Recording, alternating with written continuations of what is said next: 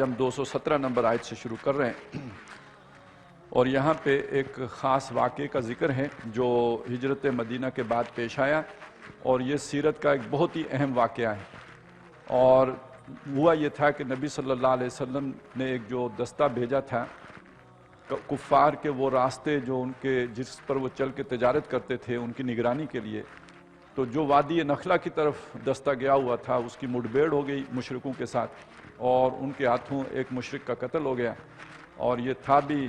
محترم مہینہ جس میں یہ کام ہوا، اور ان کو تو اندازہ نہیں تھا، وہ سمجھتے تھے کہ ابھی وہ پچھلا مہینہ چل رہا ہے، لیکن وہ چاند چڑھ چکا تھا۔ تو یہ سیرت کا اہم واقعہ کیوں ہے؟ اس لیے کہ عام طور پر یہی ہم سمجھتے ہیں کہ مشرکین مکہ نے مدینہ پر حملہ کیا اور نبی صلی اللہ علیہ وسلم نے اس کے دفاع میں غزوہ بدر لڑا، لیکن غزوہ بدر کے جو اسباب ہیں، اس کا جو پس منظر ہے، اس میں یہ واقعہ بہت اہم ہے کہ نبی صلی اللہ علیہ وسلم نے غزوہ بدر سے قبل کم از کم 6 مہمیں ایسی ہیں کہ جو بھیجی ہیں مختلف رستوں پر، جو نگرانی کرتے تھے جو قریش کے تجارتی قافلے چلتے تھے ان کی، اور یہ ان کے لیے ایک تھرٹ تھی کہ یہ رستے جب چاہیں یہ بند کر سکتے ہیں۔ یعنی وہاں پہ وہ نظر آتے ہیں ہتھیار بند،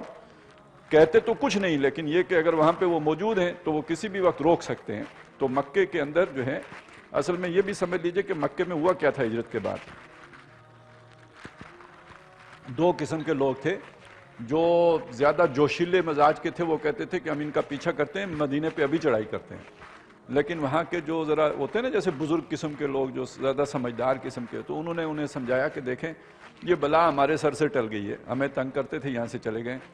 اب یہ جائیں گے جہاں کہیں بھی جائیں گے دعوت تو دیں گے نا، اس سے یہ تو باز رہیں گے نہیں، اپنا کام تو کریں گے۔ تو اب یہ عربوں کے حوالے ہیں، وہ اگر انہیں ختم کر دیں تو وہ ہو جائے گا جو تم چاہتے ہو، اور ہماری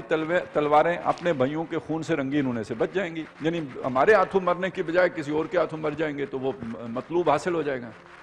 اور اگر یہ غالب آ گئے باقی عربوں کے اوپر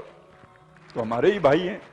یعنی ہماری اب دونوں صورتوں میں کامیابی ہے، ہمیں حملہ کرنے کی ضرورت نہیں ہے۔ تو مکے میں اس پر کنسنسس ہو گیا تھا کہ ہم نے مدینے پر حملہ نہیں کرنا۔ ہجرت کے بعد یہ بات وہاں متفقن علیہ، یعنی اجماع ہو گیا اس پر، ہم نے حملہ نہیں کرنا۔ لیکن یہ تو نبی صلی اللہ علیہ وسلم نے ان کو کھینچ کے نکالا کہ آپ نے جب مختلف مہمیں بھیجی، اور اس کے نتیجے میں پھر یہ ہوا کہ ان میں سے سب سے جو شدید جس سے رد عمل پیدا ہوا کہ جو ابو سفیان قافلہ لے کے جا رہے تھے شام، اس کا تو باقاعدہ پیچھا کیا، اس کو تو روکنے کی بھی کوشش کی، اور لیکن وہ نکل گئے۔ شام سے جا کے انہوں نے جو ہے وہ دستہ بھیجا ہے، اور یعنی پیغام بھیجا ہے مکے کو کہ جی آتے ہوئے ہمارے ساتھ یہ ہوا، تو واپسی پر آپ نے ہمارا خیال رکھنا ہے۔ تو یعنی وہ پھر اس کے نتیجے میں غزوہ بدر ہوا تھا، وہ جو بھی وہاں سے پھر مدینے سے نکلے، یہ تو ہم سورہ انفال میں پہنچیں گے تو تفصیل سے پڑھ لیں گے۔ تو ابھی یہ سمجھیں کہ انہی میں سے ایک دستہ جو وادی نخلا کی طرف گیا ہوا تھا، اس کی ایک جھڑپ ہو گئی اور اس کے نتیجے میں مشرک مارا گیا۔ اس کے بارے میں پوچھا، مشرکین نے تو بہت اس پر واویلا مچایا کہ یہ بڑے نیک بنتے ہیں، جو محترم مہینے ہیں اس میں بھی جنگ کرتے ہیں، کیونکہ یہ وہاں کی روایت کے خلاف تھا۔ یعنی ان مہینوں میں اگر کسی کو اپنے باپ کا قاتل مل جائے جس کی وہ تلاش سال ہا سال سے کر رہا ہو، تو تب بھی ان مہینوں کے احترام میں اس کو قتل نہیں کرتا تھا۔